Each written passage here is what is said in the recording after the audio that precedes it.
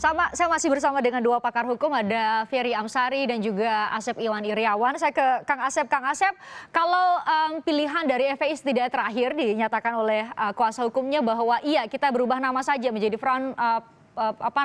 Front Persatuan Islam. Alih-alih kemudian benar ke PT UN untuk menggugat surat keputusan bersama sejumlah menteri. Ini langkah yang tepat menurut Anda atau seperti apa? Tadi katakan Ferry, hak kebebasan berpendapat ya warga negara. Jadi mau ganti nama kayak mau ganti kelamin kayak nggak ada masalah kok. Mau diganti front pembela bebek, front pembela burung menjadi Ferry Padang Indonesia, siapapun boleh kok berkumpul di Republik ini. Tapi sekali lagi, ketika nama-nama organisasi yang namanya perkumpulan tadi melakukan ya tindak pidana, ya entah Ferry, entah Asep, ya atau pembela burung, pembela bebek, pembela apapun, pembela itik pun, ya pasti kena pidana. Yang diproses secara pidana itu adalah perbuatannya. Nah tadi kalau keorganisasiannya, nah apakah tadi ormas atau bukan ormas, kembali ya. Nah tunduk kepada, kalau keormasan tunduk kepada kewenangan keormasan, kalau perkumpulan orang bisa bentuk perkumpulan. Saya sama Ferry punya perkumpulan kok, perkumpulan tukang nongkrong malam istilahnya narsum ya. Nah itu kamu pun nggak ada masalah, sepanjang tidak melakukan tindak pidana nggak ada masalah. Jadi ketika suatu perkumpulan dinyatakan tidak boleh melakukan kegiatan, aktivitas dan gunakan logo, kemudian dia berganti nama, ganti namanya ABCD tadi, ya ketika dia melakukan perbuatan dan perbuatan itu kategori pidana, yaitu diproses, ya. Dan perkumpulannya tadi, ya dihukum itu dikenal, ada berbadan hukum, tidak berbadan hukum, ya. Yang berbadan hukum ada tingkatannya, yang nggak berbadan hukum juga ada. Apalagi ini ormas, apalagi ini perkumpulan. Nah sekali lagi nggak ada masalah mau ganti kelamin juga, orang kan banyak ganti kelamin dulu laki-laki pidana, sekarang perempuan pidana, diproses apalagi perkumpulan itu nggak ada masalah kok.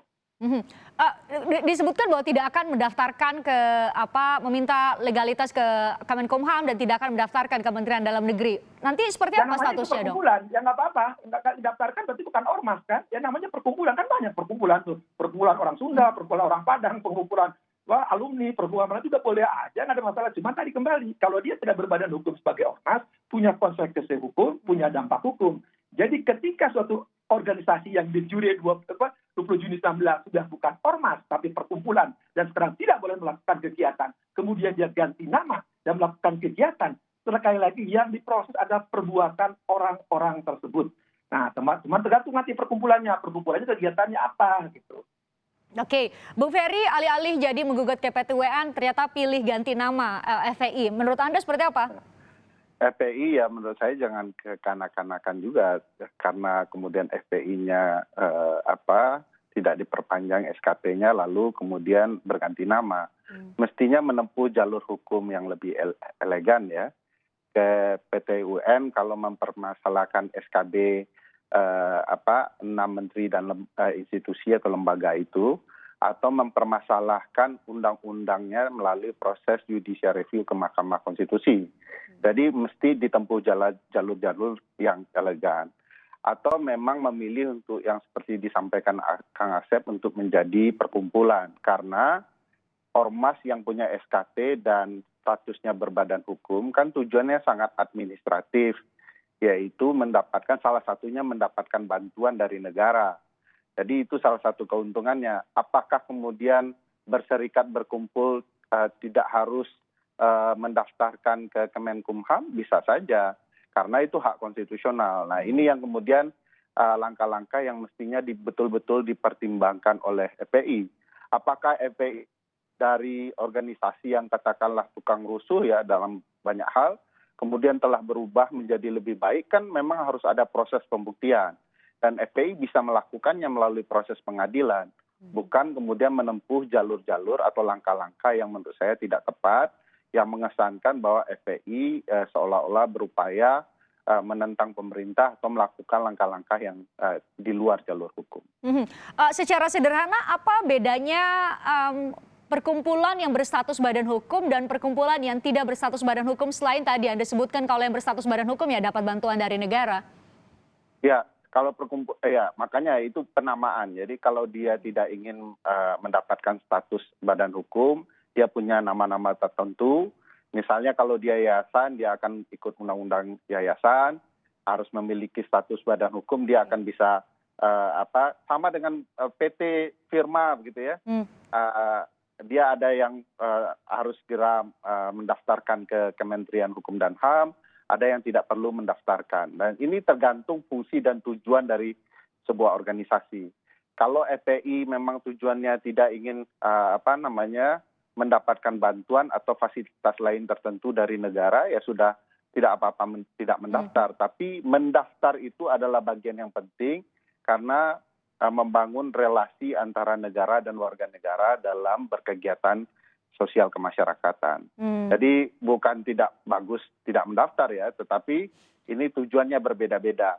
Kan tidak bisa juga kalau misalnya perhimpunan atau perkumpulan petani di pulau terpencil lalu kemudian harus diwajibkan mendaftar.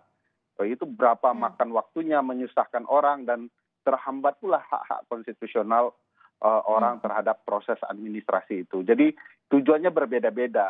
Nah, kalau FPI ingin mendapatkan bantuan dari negara, tentu harus mendaftarkan dan harus sesuai dengan apa yang diharapkan oleh negara terhadap sebuah ormas. Kang Asep, di media sosial menjadi perbincangan, termasuk pakar hukum, Bung Ferry salah satunya yang menyoroti soal prosedur alih-alih terhadap fakta-fakta yang terjadi di di masyarakat kita, beberapa kasus hukum yang saya sebutkan tadi. Kenapa ada orang lebih melihat prosedur ketimbang fakta yang terjadi di tengah masyarakat kita, termasuk kasus hukum? Ya, negara kita negara hukum, orang berkumpul dijamin oleh undang-undang, artinya tunduk kepada hukum positif, jadi setiap apapun harus tunduk kepada aturan hukum. Nah, ketika aturan hukum dilanggar, ada prosedur hukum. Nah, misalkan tadi, apakah pemerintah sewenang-wenang, melanggar azas umum pemerintahan yang baik, melanggar peraturan perundang-undangan, ya gugat di peradilan tun, atau melanggar tadi ya, bertentangan dengan undang-undang yang lebih tinggi. Kita mengenal azas ya, bahwa undang-undang di bawah, undang-undang atas, udah uji, karena ini SKB di bawah undang-undang, ya aja uji ke Mahkamah Agung. Nah, kemudian di media sosial orang meributkan bicara prosedur dan substansi. Memang hukum itu kan bicara prosedur, bicara substansi, bicara kultur. Tapi sekali lagi, ketika perkumpulan tadi kita mengenal orang berbadan hukum, tidak berbadan hukum, itu mengenai konsekuensi hukum. Kalau berbadan hukum kan di anggaran dasar, anggaran rumah tangga jelas siapa penanggung jawab. Tapi kalau perkumpulan yang sifatnya menyangkut orang begitu banyak, punya kepentingan yang mulia, katakanlah amar ma'ruf nahi mungkar, kelak kalau ada tindakan-tindakan yang bertentangan dengan hukum, siapa yang bertanggung jawab? Apalagi anggotanya banyak. Makanya saya pikir ya, ketika satu organisasi ini tadi di juri dianggap nggak ada, tidak boleh ada aktivitas, saya pikir kalau dianggap undang-undang, uji aja, atau undang ditun. Atau ketika mendirikan perkumpulan yang baru, nah ketika perkumpulan tadi konsekuensinya beda kan?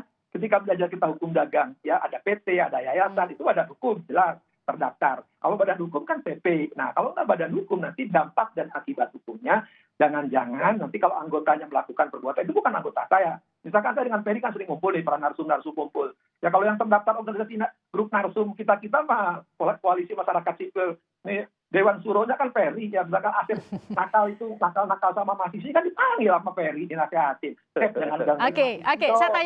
tanyakan pertanyaan sama ke Bung Ferry karena pas nih buat Bung Ferry, karena Bung Ferry punya pandangan demikian. Kenapa lebih menyoroti prosedur ketimbang fakta yang terjadi di masyarakat kita? Ya, pertama saya respon dulu soal SKB. Karena SKB bukanlah hierarki peraturan perundang-undangan, maka dia tidak bisa diuji ke Mahkamah Agung. Dia mestinya melalui petun, karena kan surat keputusan ya. Nah ini memang polemik soal SKB, karena SKB itu dia setengah peraturan, setengah base checking ya juga ya.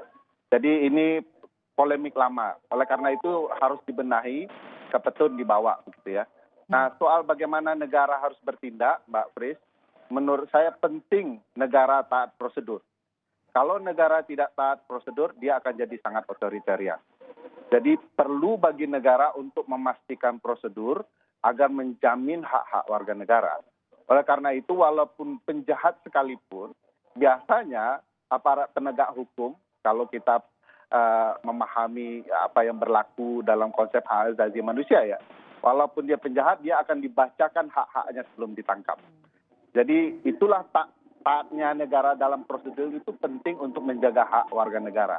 Nah ini problematika seringkali dalam berupaya menegakkan hukum, negara lupa atau abai terhadap prosedur.